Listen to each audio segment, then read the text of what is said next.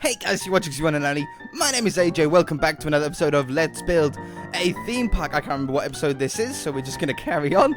Today, I want to have a little bit of a relaxing episode. So we're back at the castle here. A lot of people have been asking, how's the castle coming on? How come you haven't done anything on the castle recently? It looks so cool, doesn't it? It's so grand. If you don't know, if you're fairly new to the series, this is in pretty much the center of our whole theme park world. It's a giant castle that eventually is going to double up as the theme park's hotel. Most big theme parks, when you think of Legoland and all that kind of places, have some sort of hotel that if you want to stay for multiple days, you don't have to like drive away to the nearest, bed and breakfast in order to be able to come back the next day and not take forever getting through all the traffic, because usually theme parks live very far away. I just pricked my leg. Ow, that really hurt. On a toothpick.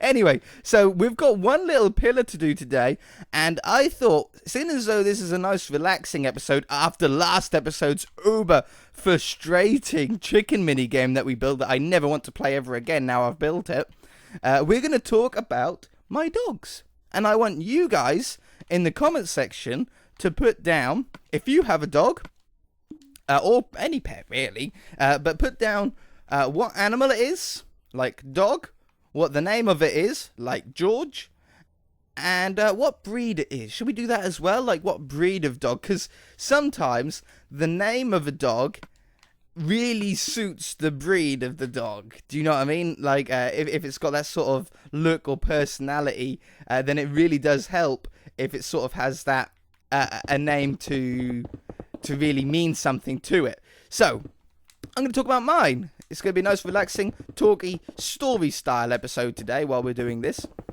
My current dogs. I currently have 4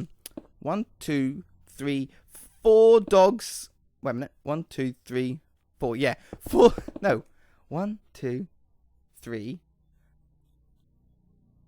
How many dogs do I have? I currently have 3 dogs that live with me. Is that right? Am I forgetting about a dog? It sounds so wrong for some reason. I don't know. I have 3 dogs that currently live with me, and I have a 4th dog that isn't really mine, but is over quite a lot of the time. And the dogs are Willis, or we call him Mr. Willis. We actually have a Mr. in front of him because he's one of those dogs that really suit having a Mr. in front. I don't know why. If you met him, you would be like, yeah, he's definitely a Mr. Willis instead of a Willis. And he is a white Shar-Pei, Chinese breed of dog, I think. Shar-Peis. In fact, I think in the early days of Shar-Peis, I think that they were the Chinese fighting dog, which isn't very nice, but it's interesting to know.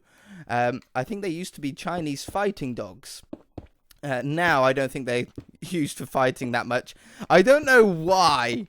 I don't know if we just have a weird Shar-Pei or something, but I have no idea why that those dogs were chosen to be the fighting dog, because they are the laziest, most unaggressive dogs I have ever had. This dog is so laid back, it is actually ridiculous. Like he prefers to just do nothing, than to do anything, pretty much, to be fair.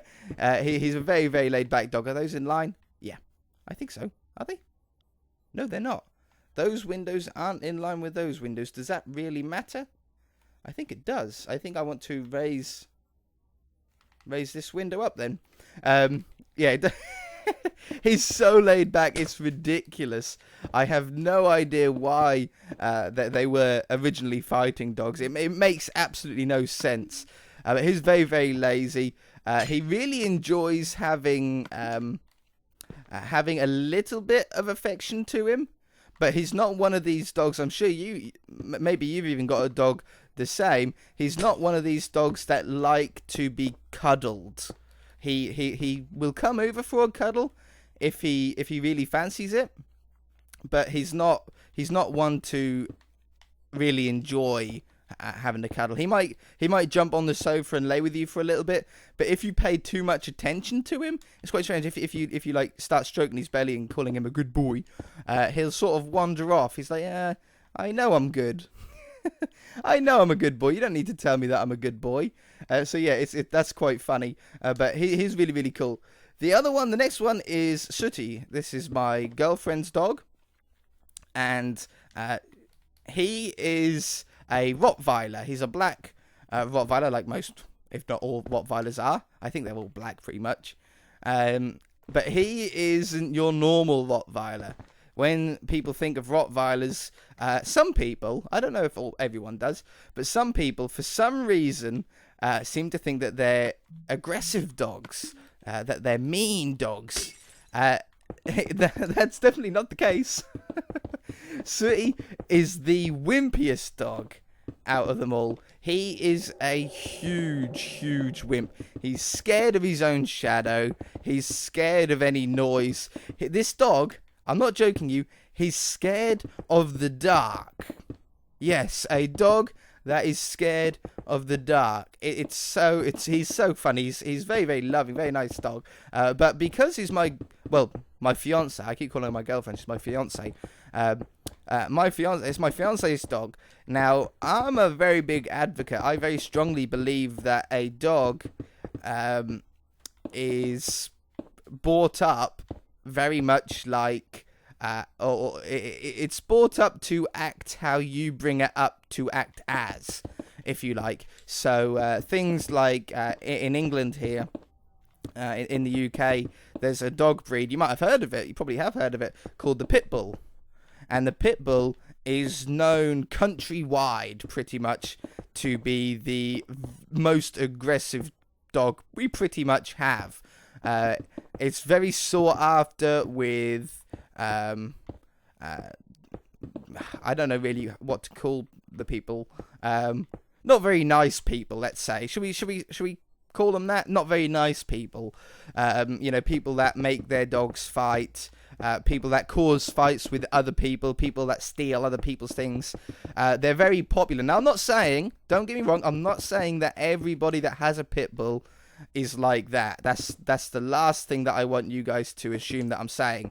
What I'm saying is that they're very popular with those kind of people, and which gives them a very bad rap. And it's funny that people think that about those dogs, and people think sometimes very similarly about Rottweilers, and it's not the case. I've met some very, very nice pit bulls in the past. I don't have a pit bull, but I've met some very, very nice ones in the past. And you think, how on earth could this dog be so popular in the news? Pit bulls are always on the news for being in a fight or whatever, and having bitten a child usually, or something ridiculous like that. I'm going to put these up here, I think, as well, and maybe take these corner ones away. Yeah, I think so. So yeah, I just want to say that, just because I have a Rottweiler doesn't mean that I'm an aggressive person. It's all how you bring them up. It's how you bring the dogs up in the first place. So yeah, here's one. The next one is Pumbaa. And he's named after, you might have already guessed, he's named after the pig out of, what is it, Lion King, that's it, Pumbaa and Timon, isn't it? And that's my nan's dog. My nan lives with me.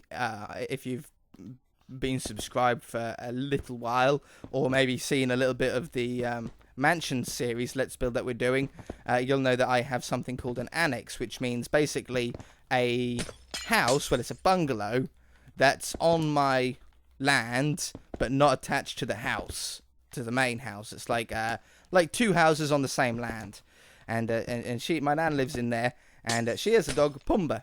Now, Pumbaa is the biggest dog out of them all. Yeah, my nan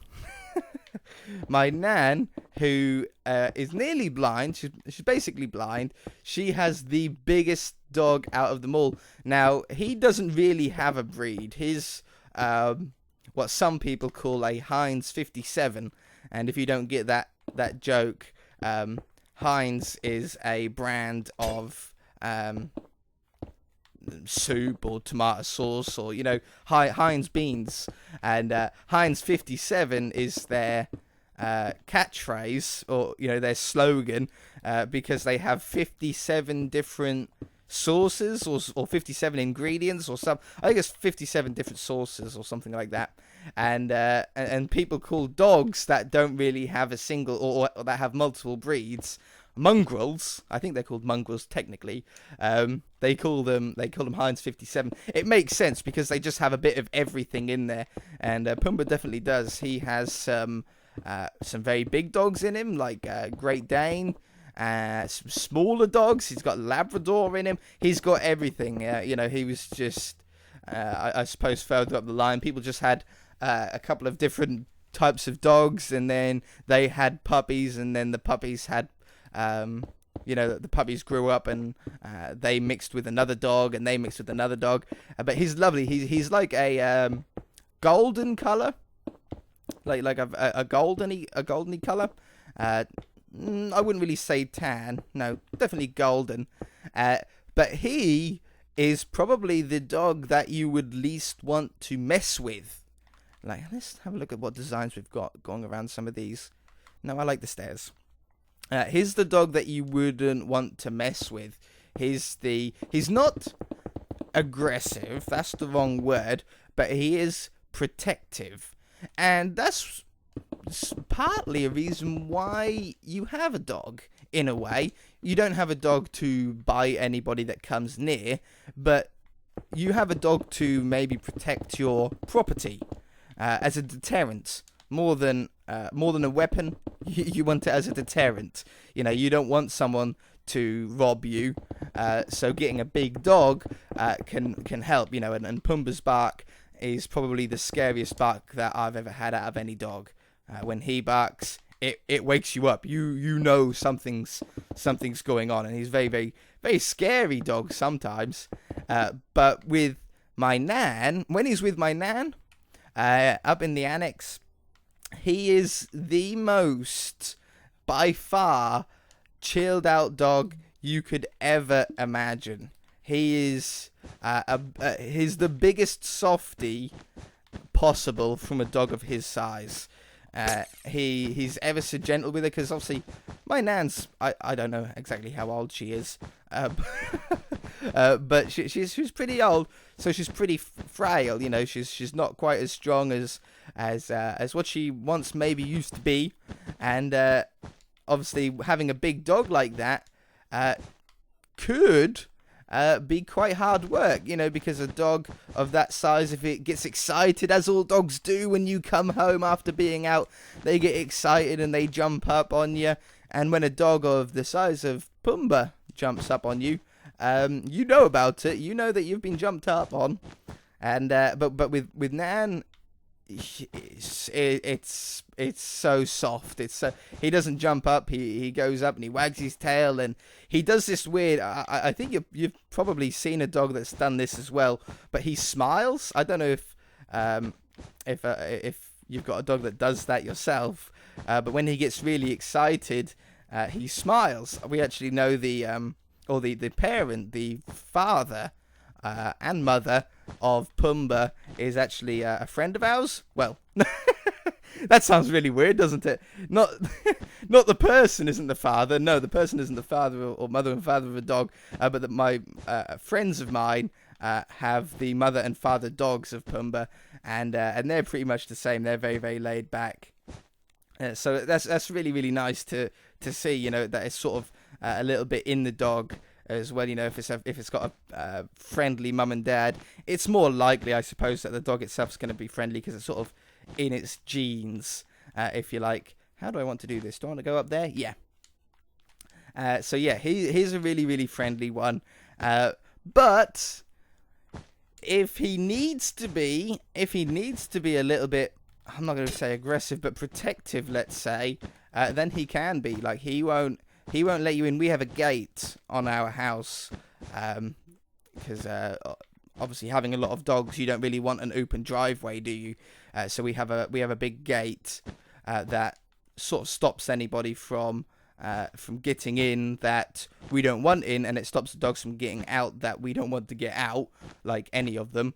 But he if someone's at the gate and wants to come in and he doesn't want them in, he won't let them in.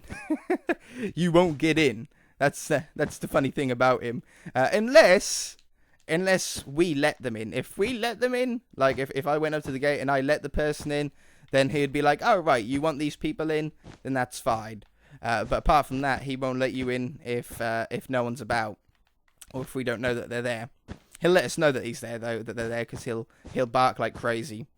And then the other dog that we don't have here that often, not really technically our dog, but he's a little dash hound, which is a sausage dog for those of you that don't know dog breeds too well. He's a little dash hound, and he's a lovely little dog. He's more of a what color? Like a orangey brown, shall we say? Orangey brown color. Sounds disgusting, doesn't it? It doesn't. It's not meant to sound disgusting. Orangey brown styley color. Yeah, I'm gonna do that. Orangey browny style color, and he's a pretty laid back dog as well. Because he's the smallest out of all the dogs, he does like to put up a little bit of a show with the other dogs. Like he tries to prove that he's the strongest, when obviously he's not. I mean, he's the size of a handbag. He's a tiny little dog, and when put up against a Rottweiler and Pumba that you've heard of, it doesn't really go too well for him. He doesn't get hurt, but they show him that he's not the boss. You're not the boss here. I'm the boss. But yeah, he enjoys being here. He'll come up for a cuddle, but he's sort of similar to Mr. Willis in the way. This isn't high enough. He's sort of similar to Mr. Willis in the fact that he'll only come over for a cuddle if he's in the mood for it. He won't come over if you pick him up and put him on your lap. He'll just get off and go and walk somewhere else. Do you know what I mean? So yeah, that's the next one. So they're my current dogs, and I might be able to tell him, oh, that looks cool. I like that. That's a really nice top on it as well. I like that. I'm going to put some little more details on the side here. I might even be able to squeeze another window in there, I think. So yeah, let's talk about a little bit my previous dogs, the dogs that are no longer with me. My first dog that we ever had as a family was when I was very, very young, and I can't really remember too much about this dog anymore because it was so long ago, over 10, 12 years ago, something like that. But it was a she. Oh no, I do have another dog. I haven't spoken to a dog that I've 1, 2. Yeah, no, I only spoke about 3 of the dogs. I didn't speak about the other another dog. The other dog that we've got is the newest edition, which is probably why I forgot about it a little bit. And it's the first female dog that we've had in a really long time. The other female dog that we've got is only is the one that we had a very, very long time ago. The first family dog, if you like. But the last dog, I can't remember what breed she is. I'm sorry about that. Oops. I'm sorry about that. I can't remember what breed she is. But she's a little dog. Not the size of a dachshund. She's well, I suppose she would be a normal sized dog. When we've got Pumba and Sooty, which are very big dogs. Every other dog seems very small compared to them. But I suppose she's a normal sized dog. She's called Twiglet. And she is the complete opposite of all the other dogs, really.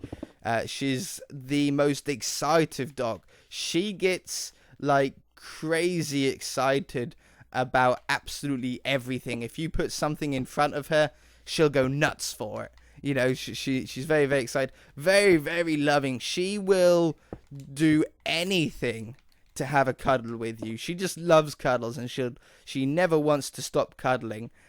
Which is really nice, you know. She's the really affectionate dog out of them all. I'm thinking about putting a flag on top of that.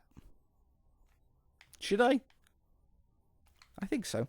Yeah, she's a dog that just wants to cuddle all day, every day, non-stop. She would cuddle forever if she could. But obviously we have other things to do. sometimes. But yeah, it's really nice to be able to have a dog that that just loves having cuddles, cuddle times. I'm gonna do this. I'm gonna do quite a big flag. I think we're gonna do it 4 blocks high. So yeah, she loves it. She's like black and white. She is, but I can't remember the breed of what she is, unfortunately. So yeah, previously on AJ's Dogs, I had the first dog was a female, and she was a Dalmatian.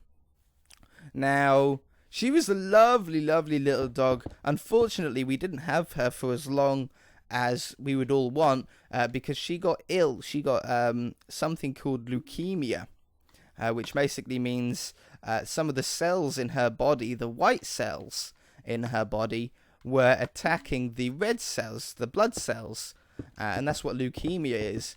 And she had a blood transfusion. I think she actually had a blood transfusion, if I remember rightly, with a Rottweiler. So a Rottweiler very kindly gave Millie, the Dalmatian, some of his blood to try and help out, but unfortunately it didn't work. So she died quite young. I think she was only about 3 years old, which obviously isn't very old for a dog. Oh, that looks cool. But yeah, she was our first family dog when I was very, very young, and she was the most impossible dog to toilet train. Dalmatians are known fairly well to... we need that bigger, I think.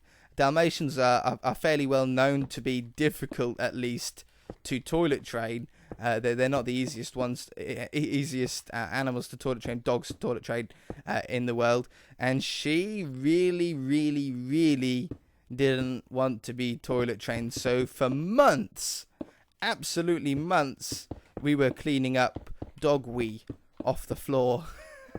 We put a newspaper down everywhere. Nope, she didn't care. She was gonna pee where she wanted until she was ready. Eventually she was toilet trained, but it took a very, very long time. Oh, I like that. That's much better. Is it wide enough? Is it long enough now, though? I think so. I really like that shape. I almost want to put another one on that one now. I do. I like that so much. So the next dog, after Millie passed away, we got a dog called Dudley. And you might have heard of Dudley if you've been subscribed to me for a really long time. If you haven't been subscribed that long, you probably wouldn't have heard about him, because I don't talk that much about my dogs. Not as much as I should, probably, really, because there's an awful lot of stories about them. But Dudley was a cross between a Great Dane, which, if you know your dogs, you'll know that is a incredibly big breed of dog. One of, maybe even the, in some cases, biggest dog in the world. Maybe I know there's a few breeds of dogs that could be bigger, but he was a cross between a Great Dane and a dog which you probably won't have heard of, called a Cane Corsa. And wrong colour, and I haven't done it long enough. A Cane Corsa, and the Cane Corsa is the Italian Mastiff, which basically means it's like the dog originally from Italy, the Italian Mastiff. Like, I suppose the British Mastiff dog you might have heard of, the American Mastiff, and stuff like that. This was the Italian Mastiff. Now, the Great Dane is known to be... That looks so cool. The Great Dane was known to be one of the biggest dogs in the world. The Cane Corsa is known to be the most muscliest dog in the world, the strongest dog in the world. So, as you may imagine, if you breed the biggest dog and the muscliest dog together, you get a monster of a dog. You get a huge dog. And he was big. Dudley was a massive, massive dog. Very, very soft. He's a big softie for the size of dog he was. He loved attention for people because he went on a lot of walks, went to a lot of, dog events and stuff like that with him. And he used to love all the attention he used to get from everybody. And he was great fun. There was one story, being a dog his size, it's pretty inevitable that someone would want to come and stroke him. People did, all the time. People always used to come up and stroke him, but only when we were out. You know, only when we were at some sort of dog event or something like that, you know, where we're about, and he knows that he can be stroked. But when you take that dog or a dog of that size and you put him under the circumstance of being on his homeland, where obviously Dudley was there as to protect the house. He was there as a deterrent for anybody that tried to take things that were ours. And you wouldn't. If you saw him, you wouldn't want to take anything from him. So when he was at my house, he was very, very protective at the gate. Like, it's exactly the same gate as what we have now. You know, we've had the same gate for a very, very long time, apparently, as it turns out. And if anybody came to there, like Pumbaa and like all the other dogs, they go and bark at them. Now, get this. Try and understand this, right? If I want to know how sensible you guys are in the comment section, okay? If you guys saw a dog that big, now let's put into perspective how big Dudley was. Dudley, when he stood on all four legs, like if he stood like a normal dog, he would come up to, I'm 6 foot, he would come up to probably just above my belly button. So he probably, while he was on four legs, he probably stood as tall as most of you people watching. If you're 11 or 12 or something like that, he was probably as tall as you guys are now. That's how big he was. I don't like that. I'm gonna put it there. He's probably as tall as what you guys are now, which is pretty big. And when he stood on his back legs, like if he stood on two legs and stood up, he was about 7.5 foot tall. Ridiculously big dog. Okay, so he would tower over pretty much anybody, any human, pretty much in the world. And someone came to the gate and saw Dudley. That looks cool. I like that going around the edge. Saw Dudley, and Dudley was barking, as most dogs would if you were at their house. And he decided, she, the girl that was at the gate, well, it wasn't a girl, it was a woman. This woman decided, for I have no idea what reason, and I don't think I ever will know for what reason, decided to put her hand over the gate to stroke the dog that wasn't just barking in a fun way. It wasn't like, oh, someone's here, let me bark. It was barking as if to say, stay away. Do not come near. You will be sorry. She decided to ignore that. She put her hand over the gate, and Dudley bit her. Now, I've just told you how big Dudley was as a dog. So you can imagine how big his mouth was. It was like a crocodile jaw. And he bit this woman, and obviously made the woman's hand bleed. And turns out, what makes it even more ridiculous is, oh, I like that. Do I like that or that? Yeah, I like that. Turns out she was a vet. She was someone that deals with dogs all of the time, on a daily occurrence. She does. Now, if you're, let's say if you're a kid, if you're a young kid and you see a dog and you want to stroke the dog, you might be silly enough to just go and stroke it without asking the permission of the owner, or, you know, going over with a parent. You should always ask the permission of the owner before stroking a dog. She didn't. And it turned out, why is that missing? It turned out badly for her. It ripped her hand apart. Dudley ripped her hand apart. It was very, very messy, as it would be. And she was not, well, to be honest, to be fair, she wasn't angry. She wasn't upset. She admitted it was her fault and that she shouldn't have done it, which is completely right. She shouldn't have. You know, dogs are there to do, for a reason. Dogs are there, no, not silverfish block, terrible idea. Dogs are there for a reason. They're there to protect. and to stick your hand over a gate where you've got that size dog barking at you is a very silly decision. But anyway, I've been rambling now about my dogs for half an hour. I've got loads of more stories that I actually had planned. I got a piece of paper written down of all of the dogs' stories that I was going to tell you today, but it took a lot longer than I thought. But the castle, I think the outside is now complete. We've even gone round and put some little bits of cobblestone walls in some places just to really stand out. You can see some of them from even out here, those little ones that we put on just a minute ago.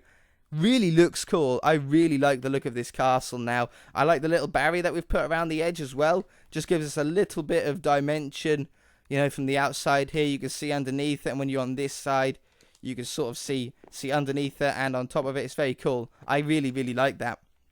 But yeah, maybe another time when we do another one of these sort of chill out calm episodes, I can talk more about my dogs. Let me know in the comment section below if you like this sort of story type episode video instead of talking about what we were building and stuff like that. I know a lot of you have been asking for more stories, and you've been asking for the castle, so I thought I'd gel them together for this episode. But let me know what your thoughts on everything in the comment section below for this episode. I'd love to hear it. And also let me know what dogs you have, if you have a dog or whatever animal, okay?